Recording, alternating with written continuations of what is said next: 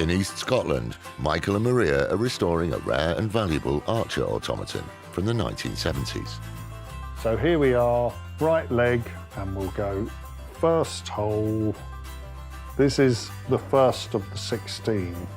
Michael is finally starting to reconnect the complicated collection of cords that control the Archer's movements. So now we go to number 2. So cable number 2 is for the eyes. So there we go. This is definitely number 2 for the eyes. He's following a list left by the Archer's creator, David Secret, and drawings and notes of his own. Now we go to number 3. This should be the tongue. There it is. Michael has tagged each cord with a number and its function. Number 4, the thumb lock. Thumb lock is what's used to actually release the arrow. So that is the cord for thumb lock, which goes up here, down here, thumb lock. Thumb, number 5. It's going to be our 4th one. Why have I numbered it number 5? Aha, it's thumb open, not thumb lock. So David's referring to the thumb locking onto the arrow rather than the thumb lock release. Okay.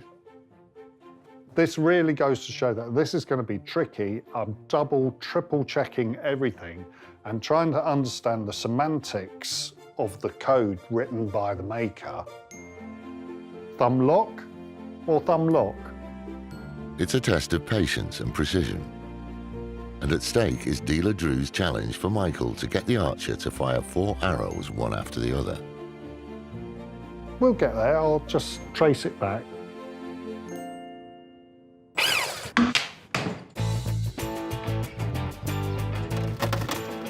In Dorset, coppersmith Ted is renovating a British K6 telephone box.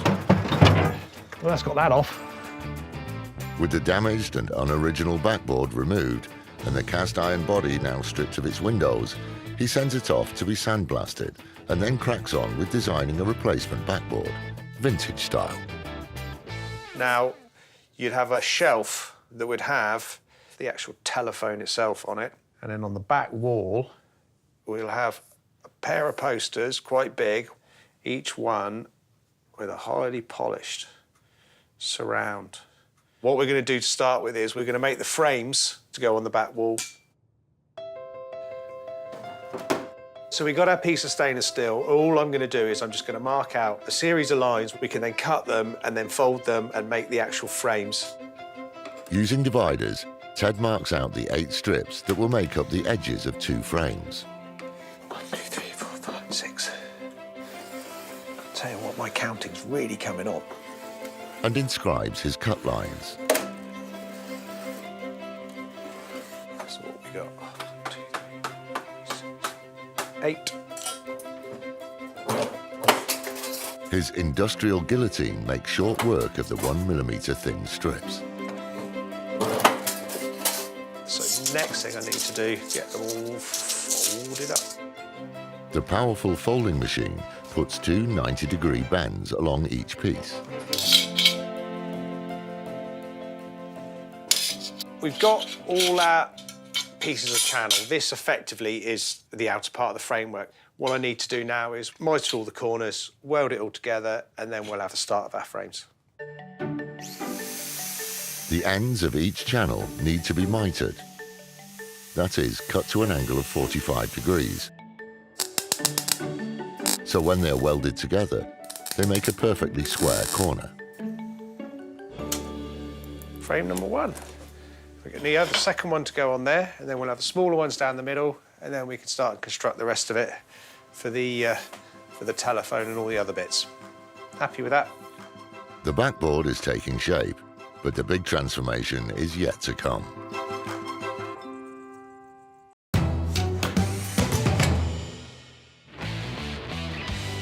In Dorset, coppersmith Ted is restoring a K6 phone box for dealer Karen.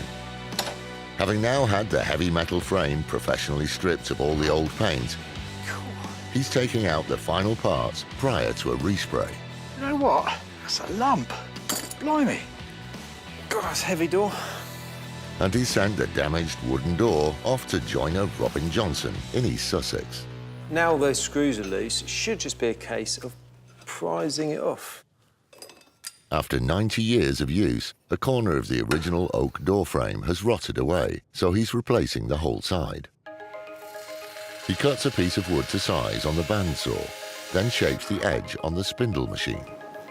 I've made a little cutter up, which is just a semicircle and a little shoulder. Hopefully, that'll match exactly what's on Ted's phone box door. Robin then creates a traditional mortise and tenon joint, cutting mortise holes in the new side that precisely fit the projecting tenons in the frame. The final thing that I want to do is to really bring the grain out. On these pieces that have been sandblasted, the grain's really standing up. What I'm going to do is use a wire brush, and that'll have the same sort of effect of removing the softer wood and leaving the harder bit, the actual grain, behind.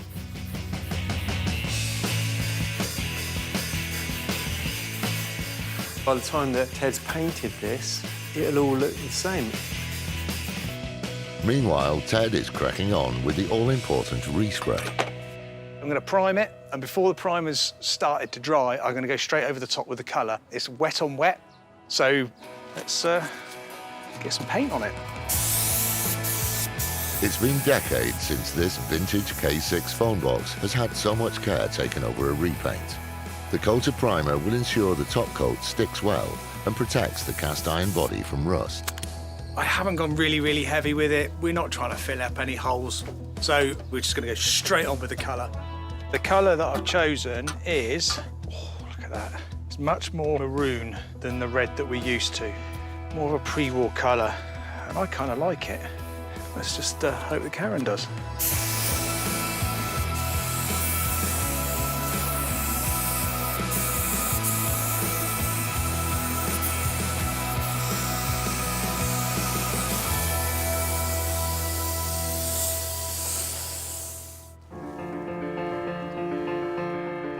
Once the paint is dry and the interior reassembled, Ted calls dealer Karen back down to Dorset. Success or failure of this restoration is all hanging on Ted's choice of colour. My biggest concern is that I didn't end up with a pillar box red telephone box. I want it to look period. It's not a new thing. That would be the last thing that I would want. Well. That is bang on the right colour. Absolutely great, Ted. I was a bit worried it's going to be pillar box red. When I went to the paint factors, we went through the colour chits and I just went down a couple of shades. Absolutely perfect. I want it to kind of, like everything really, not to look restored.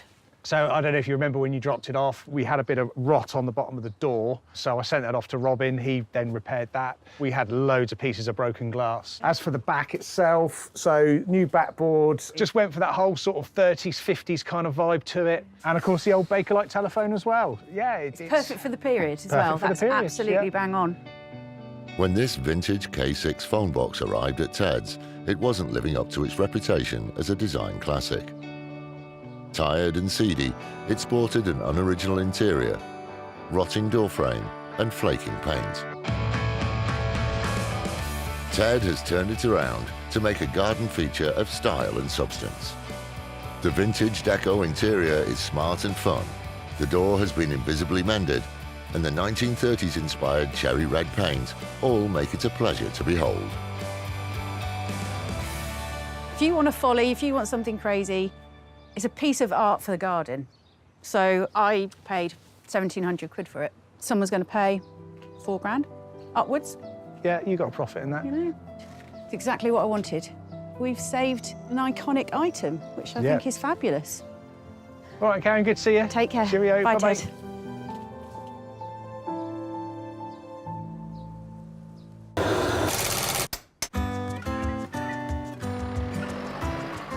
Now's the time to get this little figure back on his chair. In Forres, in Scotland, automata experts Michael and Maria are reassembling the archer. There we go. That's the front. Michael is trying to fit the spaghetti of control strings inside the hollow of the new chair. Here's the back. This will hide all the cables and provide a secure platform for our archer to fire his arrows from. With the figure intact, Maria can reclothe him in the original garments, which she has painted with dye to be less flowery. Now we've just got a subtle green camouflage effect, which I think is very fitting for an archer of the forest. To fit this, in theory, all I have to do is pull on the secret cord. Wow. Oh, if only more clothes were made like that.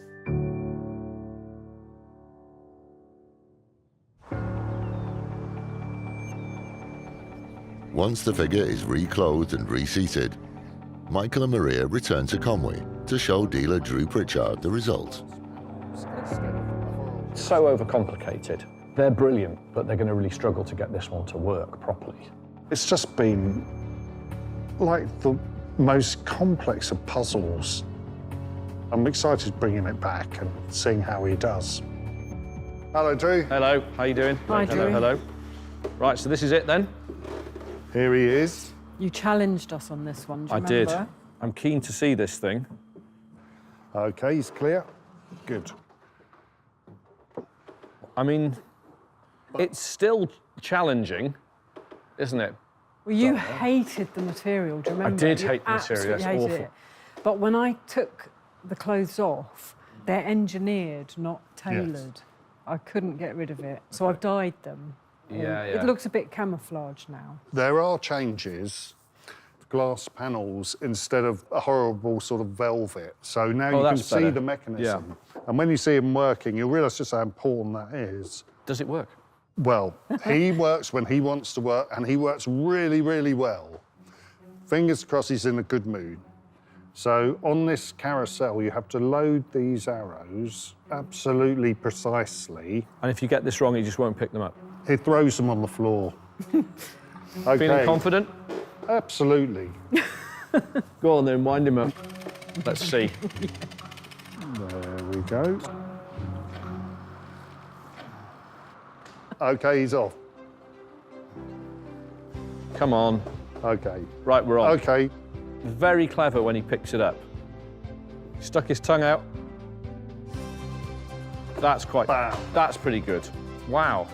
I mean, how you've got it to work, God only knows.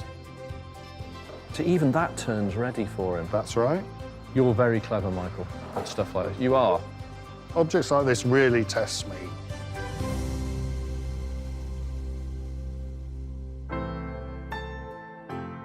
When Michael and Maria took on this archer automaton, it was broken, tangled and crushed.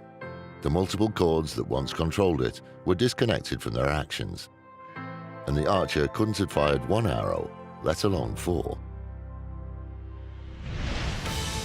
But Michael and Maria have brilliantly decoded the secret of its construction. The archer can once again pick up and notch his bow and arrow. Each time he stamps his foot, winks, and sticks out his tongue. 3. But the creator, David Secret, engineered him to fire 4 times in succession. And unless he can do that again, Drew will mark this restoration as a fail. This will be the 4th. Come on. Come on, you can do it. One more. Oh, go on. Come on. Oh! Yes! 4. So, Drew, I think you're going to really like him without clothes. And I took a video before we put the clothes on. Oh my God, look at that. See, I think that's rather beautiful. And it does actually look like a wooden robot. Yeah. I really very like that. It's nice. almost human. You can see the genius behind it, and that is beautiful to see. Oh my goodness, it worked. We really didn't know if it would, and it did. It's a real shame that the clothes are on because it hides the magic. It's wonderful. So what's it worth? In the condition it is now, 12 to 15,000. Very collectible. How many of these did he make? 25-ish. And how many sort of worldwide collectors are there? More than 25? Yeah, several hundred. So some of them are not going to ever have one? No. So he's always going to No. be desirable? Mm-hmm. That's clever. It does the lot, you know, it turns its head, it goggles its eyes around, it sticks its tongue out, it bangs its leg, it does all the things that you don't expect it to do. It's very unusual, and there's only 25 in the whole world. That you can charge a lot of money for.